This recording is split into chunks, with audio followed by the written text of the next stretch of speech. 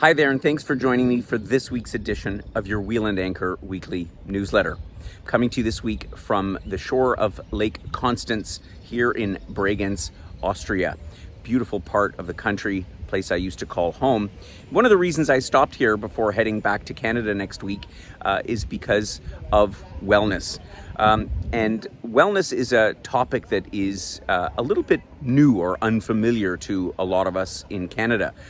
In fact, it's something that's coming more and more into vogue. We start to read about it, hear about it.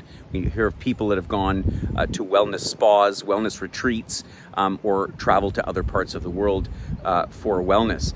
And so it's something that we're going to be doing more and more of at Wheel and Anchor, and I'm going to be talking about it in upcoming newsletters, and we're obviously going to be offering some trips that are focused on wellness. And so what you might want to think about is, what does wellness mean to you actually?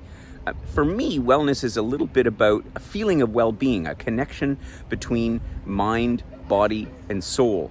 It sounds like a little bit of a cliche, but I think there's a lot more to that if you really sort of stop and think about what wellness means and how important it is for us, particularly as we get into later years of our life.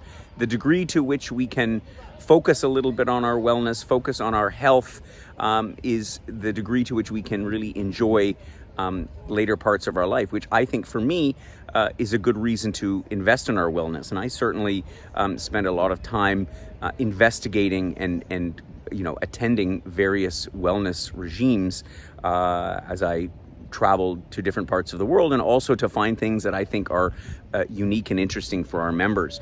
And of course, one of those things is our upcoming chakra journey in Kopangan. And we went on a bit of a limb in naming our first, or one of our first wellness programs as a chakra journey, because I think that it's an idea that is not familiar to a lot of people back home. What are the chakras? And if you have taken a look at our program itinerary, it goes into some detail explaining these different energy points in the body, beginning with the crown of the head and ending with the root chakra down in our pelvic floor.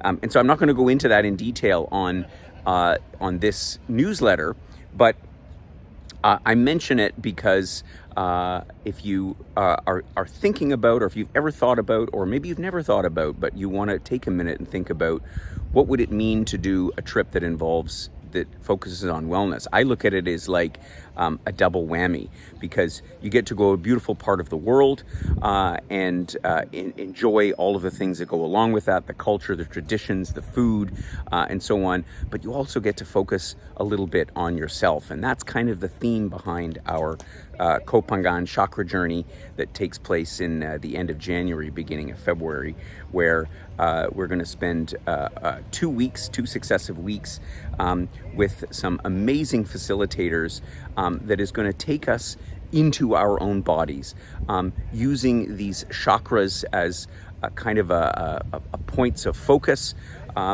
to allow ourselves to just feel better. I think that's the ultimate goal, and to connect a little bit with ourselves internally, with the earth. And I can tell you, it's a truly amazing experience. We do have a few spots left on our chakra journey in January, February in Kopangan.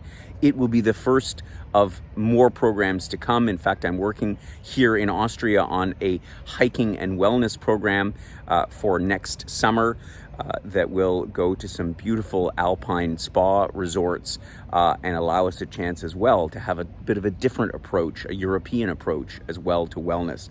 So as I say, this is the first of probably a number of different newsletters that we're going to bring to you all about wellness and what it means. And in the meantime, if you have any questions, you want to talk about it at all, drop me an email. Again, I love to connect with our members, particularly when we talk about the different types of travel and the things that we have up our sleeves here at Wheel and Anchor. So take a look out for the program itinerary, which is attached in the blog below in case you haven't seen it before, and give some thought to what it would be like to come with us on a wellness journey to Thailand this coming winter. More webinars, more program releases in store for you. So look out for those. And I look forward to catching up with you when I get back to Canada next week.